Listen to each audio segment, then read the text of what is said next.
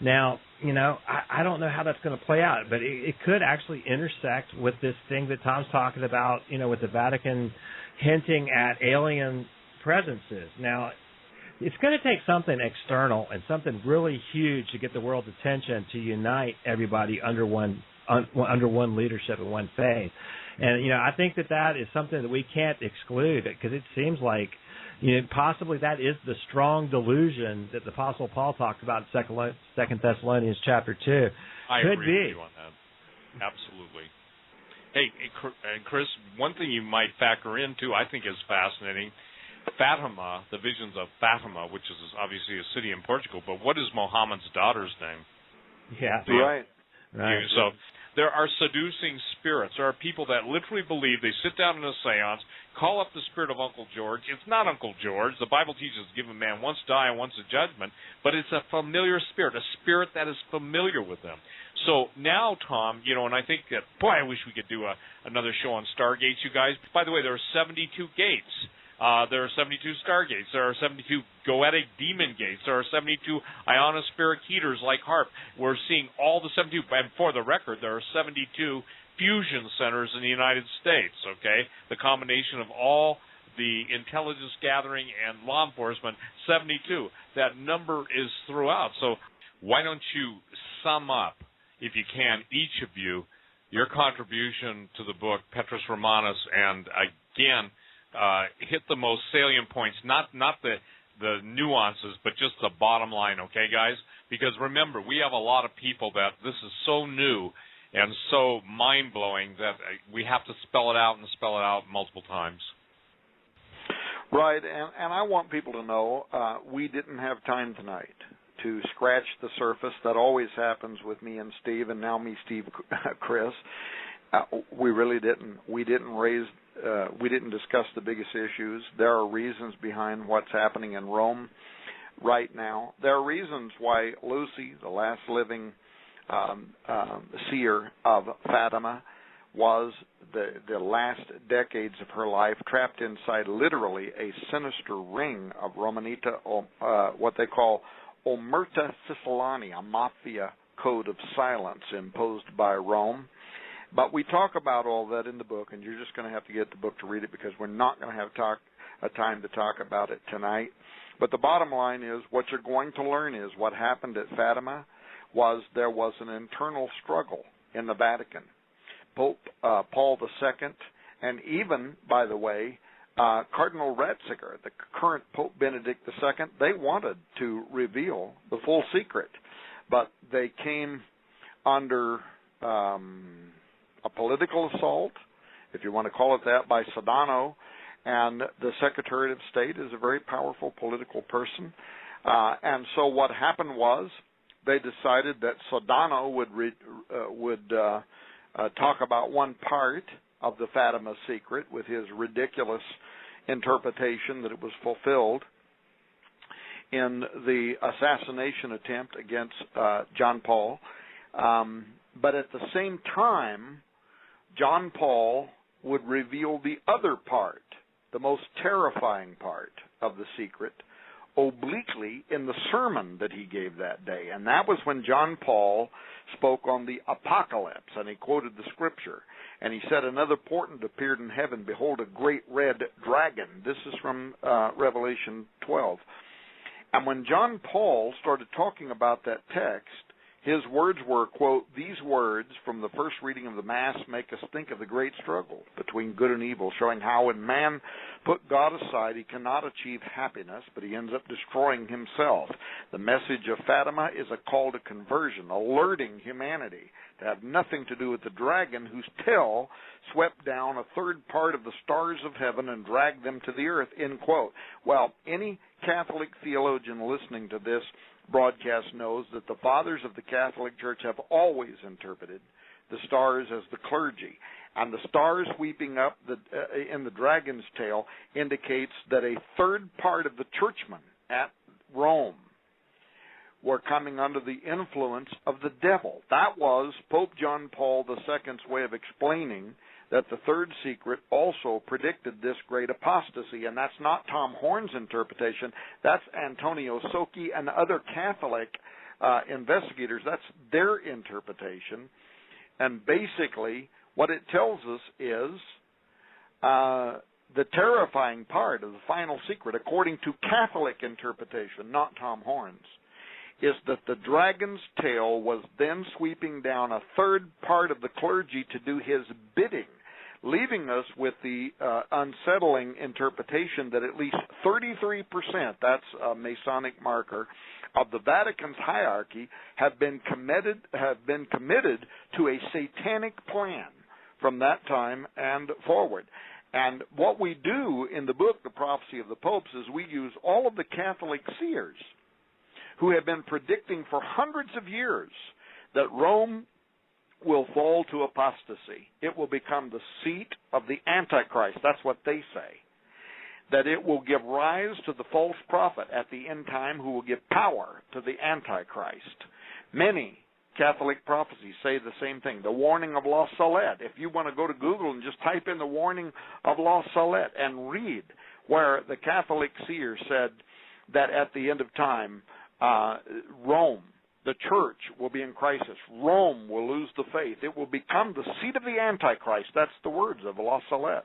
The church will be in eclipse. The world will be in dismay. And what we're telling you is that these prophecies have come to fruition, that we are at harvest time, that the event time is now. And what happened in 1958 and these other conclaves in which Syria was set aside because of powerful influences, according to some of these Catholic writers, that in fact that happened. I apologize, it just dawned on me I'm supposed to give you time to let us take us to questions, but I want people to know that there was a solidarity, yes, sir, you're here, Steve. A blood commitment that was formed.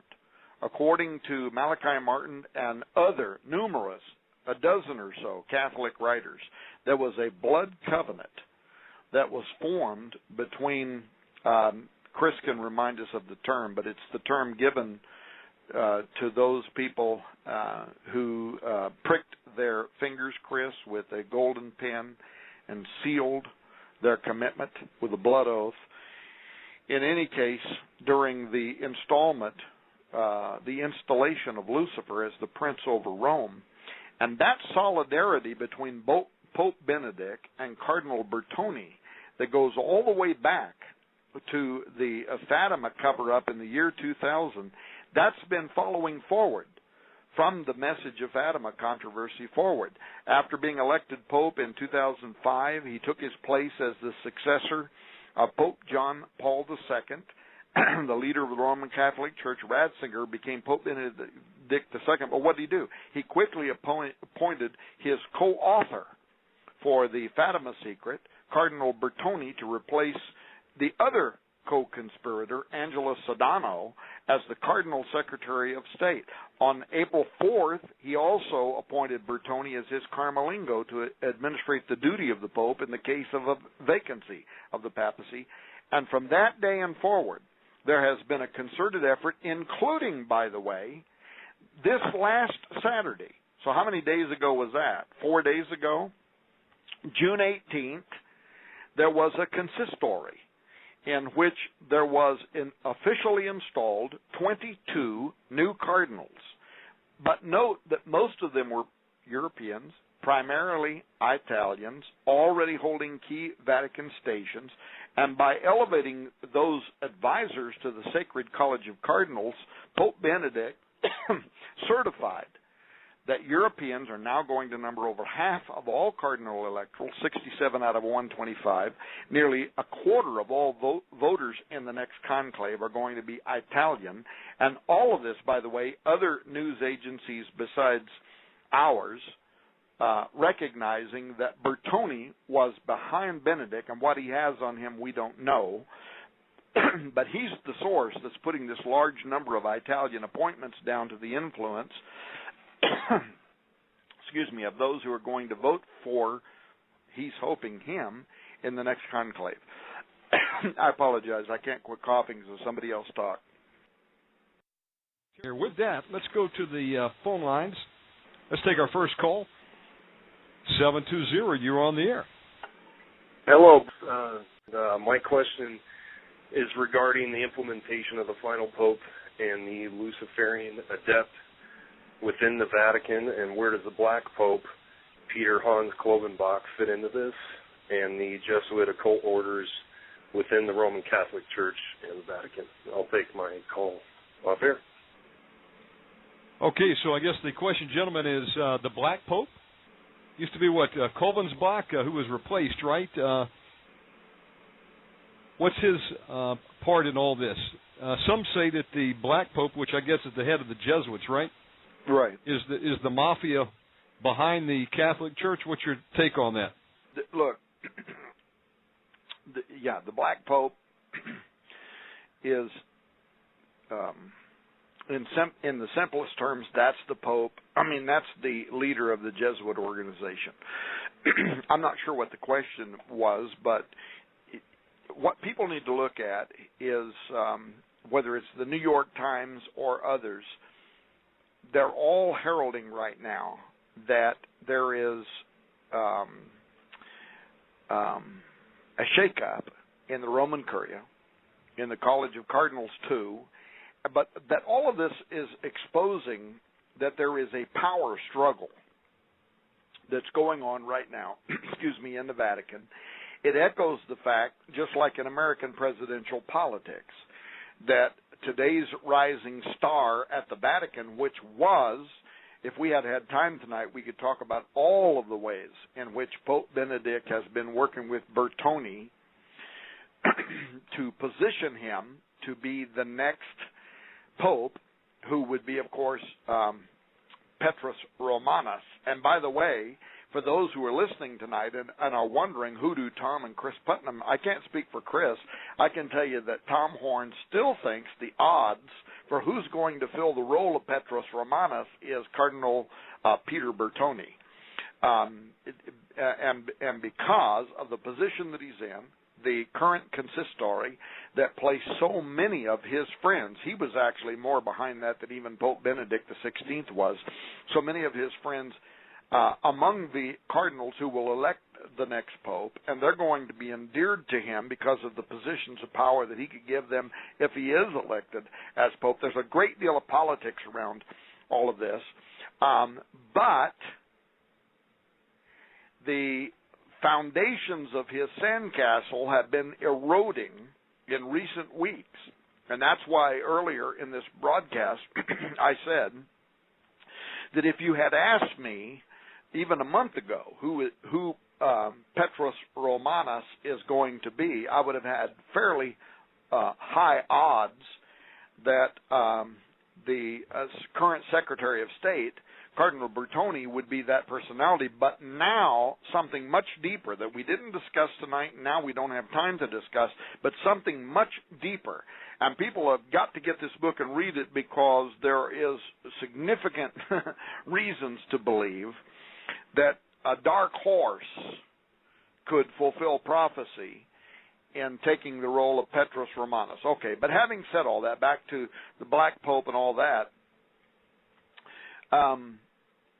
there's a reason why, whether you're an American president or a pope, you can all too soon become crushed under the juggernaut of ambitious, motivated men. Steve mentioned a moment ago the mafia. If you don't vigilantly maintain every bit as much cunning as your challengers. And so right now, blossoming in the Vatican are movements that more than validate that a game is afoot. And this includes, by the way, a hasty appointment on January 11th, 2012, by Pope Benedict XVI of another Italian by the name of Archbishop Lorenzo Baldisseri. He's the new secretary of the Congregation for Bishops, the branch of the Roman Curia that oversees the selection of new bishops. Baldisseri is intriguing because he, along with so many others we could have mentioned who were part of that original Fatima cover-up, but also the dark agents behind the writings of Malachi Jesuit. Well, what is his name? Malachi. I can't forget. Martin. Malachi Martin. Baldassare is intriguing because his principal consecrator during his 1963 ordination was the predecessor to Bertone. The Fatima deception accomplished Cardinal Angelo Sodano. Well, what does that have to do with anything?